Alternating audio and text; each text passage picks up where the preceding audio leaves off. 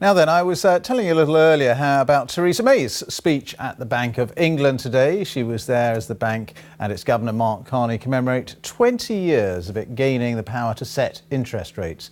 Before 1997, rates were set by the Chancellor of the Exchequer. Well, today, Mr Carney said that even with this independence, there are limits to the power of the central bank. Well, let's talk to our reporter, Sebastian Chrispin, who can tell us more. And Seb, Bank of England independence, 20 years on, why are we still talking about that? Why is it important? Well, I think it's important to remember just how important interest rates are to the economy. They underpin almost everything. They set how much money you're going to earn on the cash in your bank account. They tell you how much it's going to cost to borrow money. And most of these interest rates are pegged to what the Bank of England does. Now, 20 years ago, when it was the government who set the rates, there was a feeling by some that these interest rate decisions were motivated by political events rather than economic circumstances. So if the Chancellor delivered a budget or if the government won an election, there would often be an interest rate change to follow that. So what New Labour did in one of its very early decisions was to move the interest rate decision-making process away from politics and into the Bank of England. Now, most people now seem to welcome that decision. Even Theresa May, who voted against Bank of England independence when she was a young MP in 1997, today back that decision. But there is still criticism in some quarters, and some say that all the government did was outsource this decision-making process to a relatively unelected body. So, what did Mark Carney have to say today? And I suppose, why does all this still matter, really?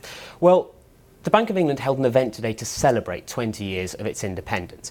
And speaking at that event today, Mark Carney said that the Bank of England was better placed to guard financial stability as an independent institution. So he welcomes 20 years of independence. But he was also keen to make clear that the Bank of England wasn't able to do everything. And there were some things beyond its control. Let's see if we can hear what he had to say. Well, carefully circumscribed independence is highly effective in delivering both price and financial stability. It can't deliver lasting prosperity, and it cannot solve broader societal challenges. This bears emphasizing because in recent years a host of issues have been laid at the door of the Bank of England, from housing affordability to poor productivity. Calls for the bank to solve these challenges ignore our carefully defined objectives, and they confuse independence with omnipotence. I think what we're seeing here from Mark Carney is an attempt to mark out the areas that he's responsible for. So he's saying, yes, the Bank of England is better placed to guard financial stability as an independent organisation. It's right that rate-making decisions stay within the Bank of England. But there are things that it can't do.